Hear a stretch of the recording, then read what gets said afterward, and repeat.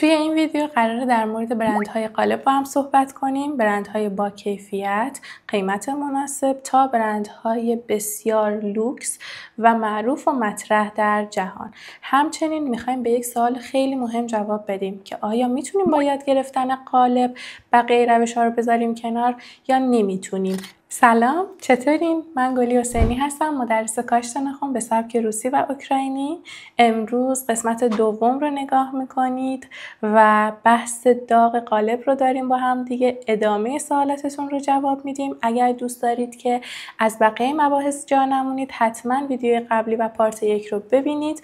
برای شما لینکش رو در دیسکریپشن گذاشتم و همین بالای صفحه هم نمایش داده میشه. حالا باید بدونیم که چه برندهایی از قالب رو باید تهیه بکنیم. باید بگم که ما ده‌ها و حتی صدها نوع برند قالب داریم که خیلیاشون شناخته شده و معروفن، خیلیاشون هم در مقابل هنوز اونقدر معروف نشدن.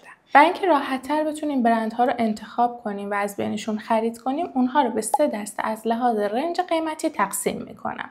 دسته اول یعنی رنج قیمتی اول، قالب‌هایی هستن از برندهایی که قیمتشون تقریبا زیر 500 تا 600 هزار تومنه یا حد اکثر همین قیمت هستن، مثل برند میچا، تونز، گلوبال فشن، A&E، سالون، فلور و خیلی از برندهای دیگه‌ای که من اسمشون رو نیاوردم.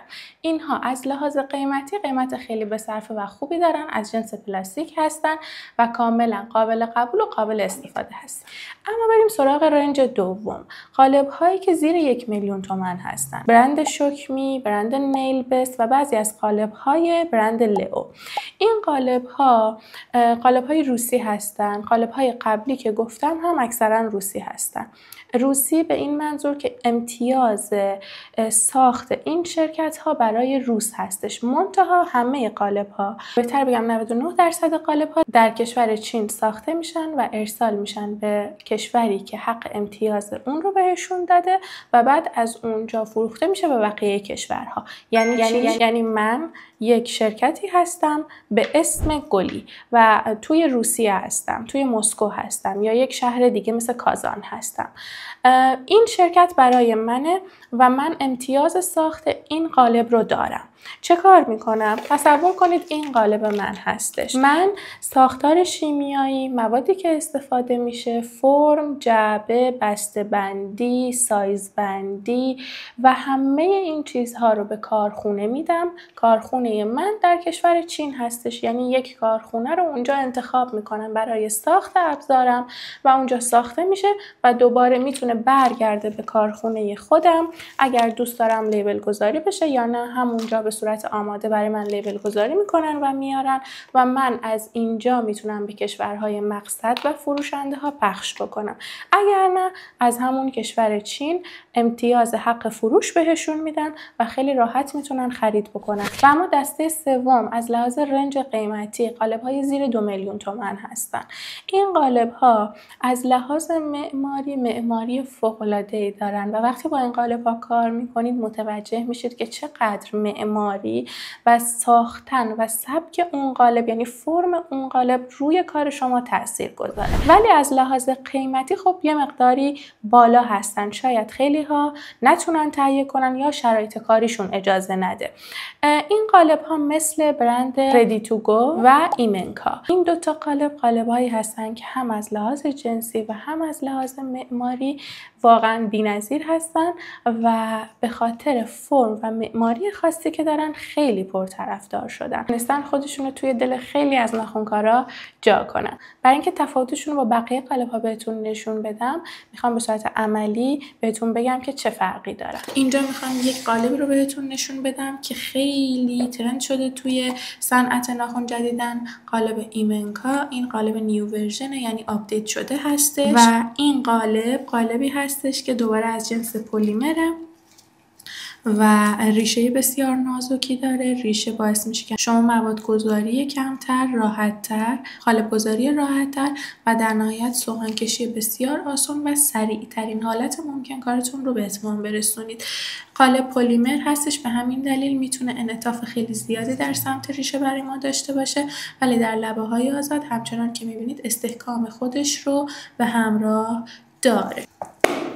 یکی دیگه از قالب هایی که خیلی دوباره ترند شده و معروف شده قالب برند ردی تو گو هستش. خانم مارسکیت هست که خودشون صاحب سبکی در قالب هستن و برند ردی تو گو رو تولید کردن و روش ردی تو گو رو اختراع کردن در واقع برای اولین بار.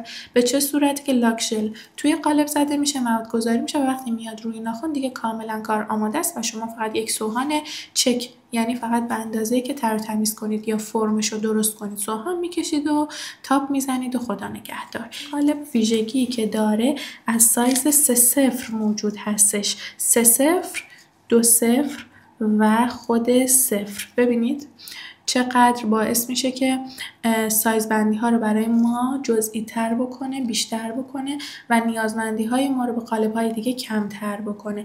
هر چقدر ما میریم جلو برندها دارن قالب های جدیدتر، مدرنتر و بهتری ارائه میدن.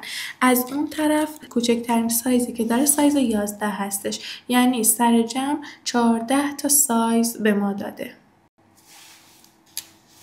یکی از قالب‌های دیگه‌ای که در موردش صحبت می‌شد و روی بورس بود قالب وان نیل بود. این قالب هم قالب‌های خیلی خوبی از آب در اومدن. اگر دقت بکنید اصلا ریشه نازک نیست. با اینکه ریشه نازک نیست بسیار قالب خوش فرمی هستش، بسیار کیفیت خیلی خوبی داره و شما خیلی راحت میتونید باش کار بکنید. این دو قالب یکی برند فلور هست، یکی برند شوکمی. هر دو برندهای خیلی خوبی هستن، هر دو از خوبای بازارن. یکی با رنج قیمت مناسب تر، یکی با رنج قیمت یکم بیشتر. این قالب ها یک تفاوت خیلی مهمی هم دارن. این قالبی که الان توی دست چپ منه ریشه قالب بسیار نازک شده هستش و به سبک و معماری جدیده، یعنی مدرنیته شده.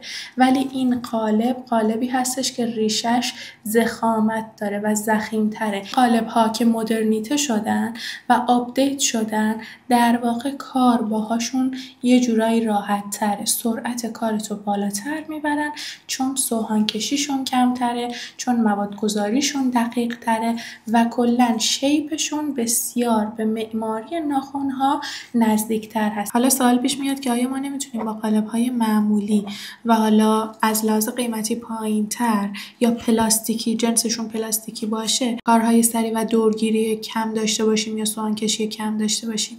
واقعیت اینه که میشه، منتها قلق‌های بیشتری داره و ممکنه اوایل یک کمی سختتون باشه.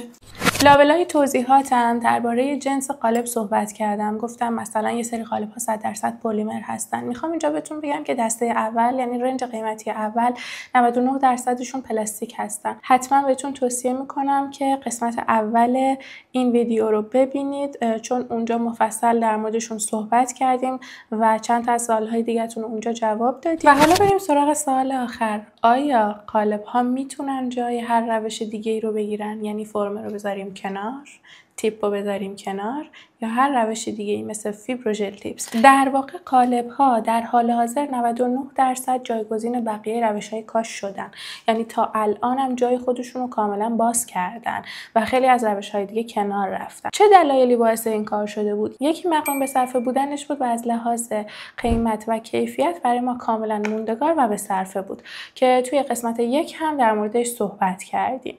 یکی دیگه از گزینه‌هایی که هست سرعت انجام کار با قالبه و سومین گزینه متریال مصرفی هستش. یعنی شما مقداری که استفاده میکنید کاملا مقدار کم و مناسبیه و هیچ اضافاتی نداره. خیلی از روش ها وقتی شما باشون کار میکنید بعدها مجبورید سوهان بکشید، خیلی جاها رو کوتاه کنید، خیلی جاها رو حتی به اشتباه دوباره پر بکنید. به همین دلیل از لحاظ صرف مواد و هزینه براتون مناسب نیست، ولی قالب این هزینه ها رو کاهش داد.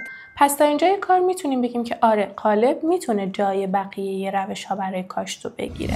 اما سوال دیگه هم پیش میاد، ما از قالب فقط میتونیم برای کاشت استفاده بکنیم؟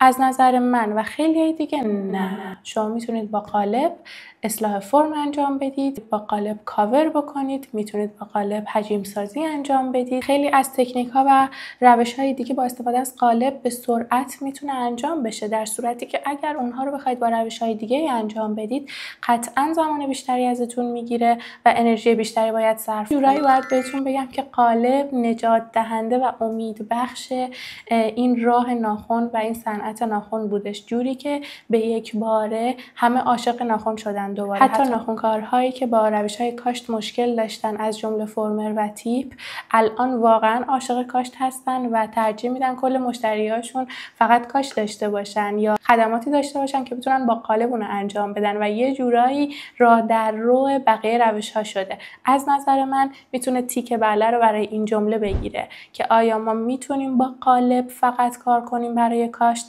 و دیگه روش دیگه استفاده نکنیم؟ بله میتونید و به سرعت در حال پیشرفت و با توجه به معماری هایی که در حال حاضر هست و پیشرفت و آپدیتی که توی ساختارشون هست قطعا در آینده نزدیک همه روش ها کنار میره، مگر اینکه دوباره برای ما یک تکنیک، یک ابزار، یک روش جدیدی پدیدار بشه یا کشف کنیم. مرسی که منو دیدی. امیدوارم همه رو برات شفاف سازی کرده باشم. اگر در مورد این مباحث یا قسمت یک سوالی دارید یا نظری دارید حتما برای من بنویسید، حتما ازشون استفاده کنید. و برای اینکه آموزش‌های بعدی رو ببینی و گممون نکنی میتونی چنل رو سابسکرایب کنی، زنگوله رو روشن کنی که آموزش‌ها رو به راحتی ببینی و در دسترست باشه.